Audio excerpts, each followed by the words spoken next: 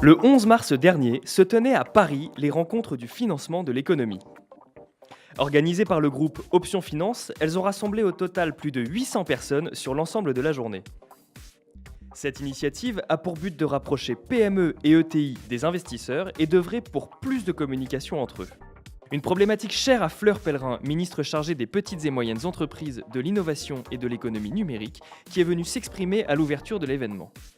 En tant que ministre en charge des PME, de l'innovation et de l'économie numérique, moi j'attache une très très forte importance au renforcement de l'industrie du financement des entreprises et notamment des entreprises de croissance. Je crois qu'aujourd'hui nous avons quelques signes positifs du redémarrage de la croissance, mais que ces signaux positifs ne pourront être consolidés que si on consolide par ailleurs la chaîne de financement de nos entreprises. De grands noms de la finance et du monde bancaire ont ainsi pu se retrouver pour débattre autour du financement de l'économie française. La crise bancaire des années 2008-2009 n'est pas venue du crédit aux PME et aux ETI françaises. Voilà. Le risque sur cette thèse d'investissement-là est relativement faible et donc nous plaidons, nous, BPI France, pour une relance très forte du crédit à cette catégorie d'entreprises. Les ETI sont bien connues de l'ensemble des banques françaises. Je crois qu'elles constituent en effet un véritable vivier de développement pour notre pays dans les prochaines années. L'économie doit être financée pour permettre aux entreprises de grandir. L'un des enjeux majeurs de la France, c'est de ne pas avoir assez d'entreprises moyennes, c'est que l'ascenseur économique ne fonctionne pas, c'est qu'il n'y a pas assez de petites qui deviennent moyennes et de moyennes qui deviennent grandes. Et donc pour faire grandir les entreprises, il faut du financement. Cette relation nouvelle à créer entre le monde des investisseurs et le monde direct des entreprises, et en particulier des entreprises de taille intermédiaire, voire même des PME, est essentielle.